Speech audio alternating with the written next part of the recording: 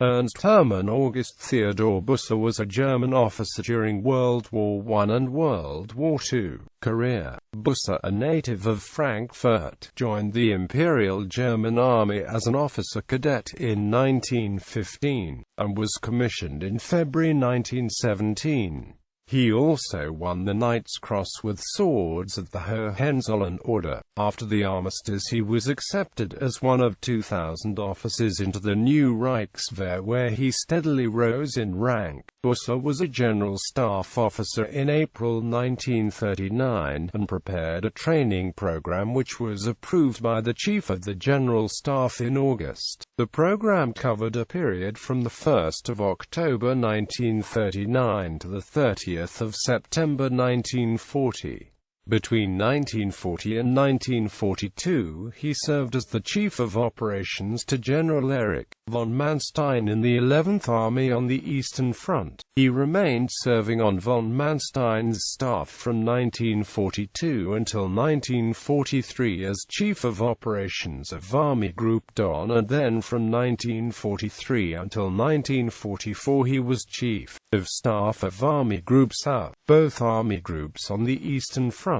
While serving with Army Group South, he was awarded the Knight's Cross of the Iron Cross on January 30, 1944. He spent a short time in reserve and was then appointed General Officer commanding German 121st Infantry Division. In July 1944 he commanded 1st Army Corps. During the last 5 months of the war, Busse commanded the 9th Army, which was by then part of Army Group Vistula. As the Soviets continued to advance into Germany, he fought to protect the German capital city in the Battle of Berlin.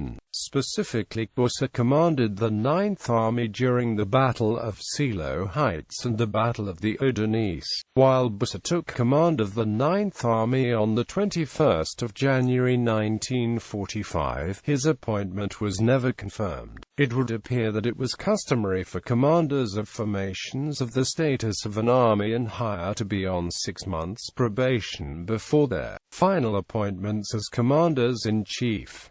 Germany surrendered unconditionally before Busse's probationary period expired.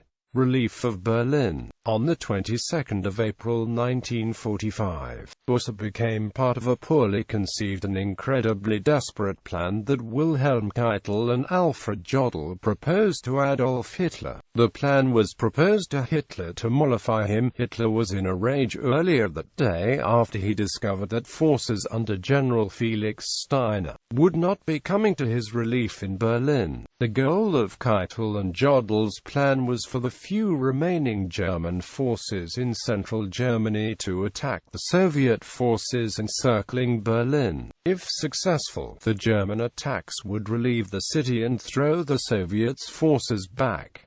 Hitler ordered that the desperate plan be implemented. The plan called for General Walther Wenck's 12th Army on the Elbe and Mulde fronts to be turned completely around. Wenck's army faced the American forces advancing from the west. The Western Front and the Eastern Front were so close that, by simply turning completely around, Wenck's army would face the Soviet forces advancing from the east. The 12th Army was to attack towards the east and link up just south of Berlin with General Busse's 9th Army. Then both armies would strike in a northeastern direction towards Potsdam and Berlin. The plan called for the combined armies to mop up the elite Russian troops that they thereby cut off. Wenck's objective would be the Autobahn at Furch, near Potsdam. The plan also called for an attack from the area northwest of Berlin. The 41st Panzer Corps, commanded by the reliable General Rudolf Holster, an old regimental comrade of Keitel's, would be brought back across the Elbe.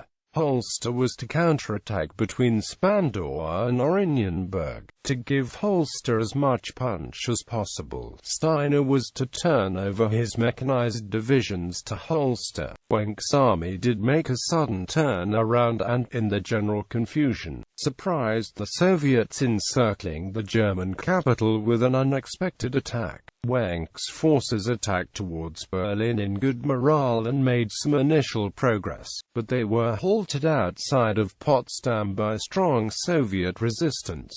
Neither Busse nor Holster made much progress towards Berlin. By the end of the day on the 27th of April, the Soviet forces encircling Berlin linked up and the forces inside Berlin were completely cut off from the rest of Germany. Late in the evening of the 29th of April, from Berlin, Hans Krebs contacted Jodl by radio and made the following demands: a request immediate report, firstly of the whereabouts of Wenck's spearheads, secondly of time intended to attack, thirdly of the location of the Ninth Army, fourthly of the precise place in which the Ninth Army will break through, fifthly of the whereabouts of Holster's spearhead. In the early morning of the 30th of April, Jodl replied to Krebs: firstly, Wenck's spearhead bogged down south of Schwielowlay. Secondly, 12th Army therefore unable to continue attack on Berlin.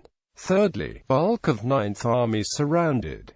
Fourthly, Holster's corps on the defensive. 2 days later, on the 2nd of May, the battle for Berlin came to an end when Helmut Weidling unconditionally surrendered the city to the Soviets. This last desperate plan to save Berlin was never fully implemented, never had the manpower nor the equipment it required, never achieved its objectives, and ultimately came to almost nothing. The link-up between Wenck and Busse at the Battle of Halbe did allow a remnant of Busse's army and some German civilians to escape to the west. Post-war, between 1945 and 1948, Busse was a prisoner of war. He had before that traveled some 800 kilometers on bicycle disguised as a civilian and traveling salesman to rejoin with his family in Bavaria. At the Nuremberg trials, various witnesses were asked why they took over command of the army at the end of the war when the situation was already desperate. Busse, for instance, said that he was moved by the sight of miserable groups of countrymen traveling west and wished to protect them from the enemy coming from the east. He said that he followed the example of many other soldiers who have preferred death to surrender. After the war, Busse was West Germany's Director of Civil Defense,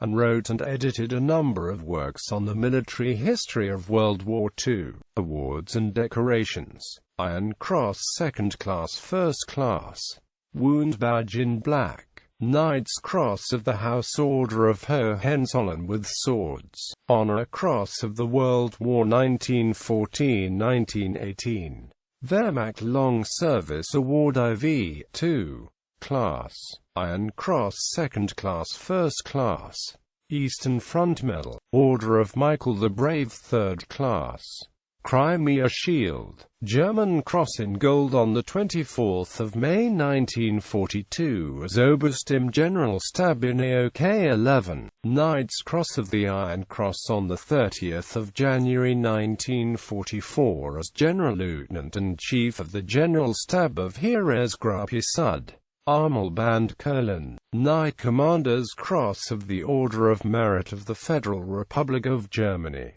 Books by Busse. Kursk, The German View by Stephen H. Newton. The first part of the book goes to a new translation of a study of Operation Citadel edited by General Theodor Busse, which offers the perspectives of key tank, infantry, and air commanders.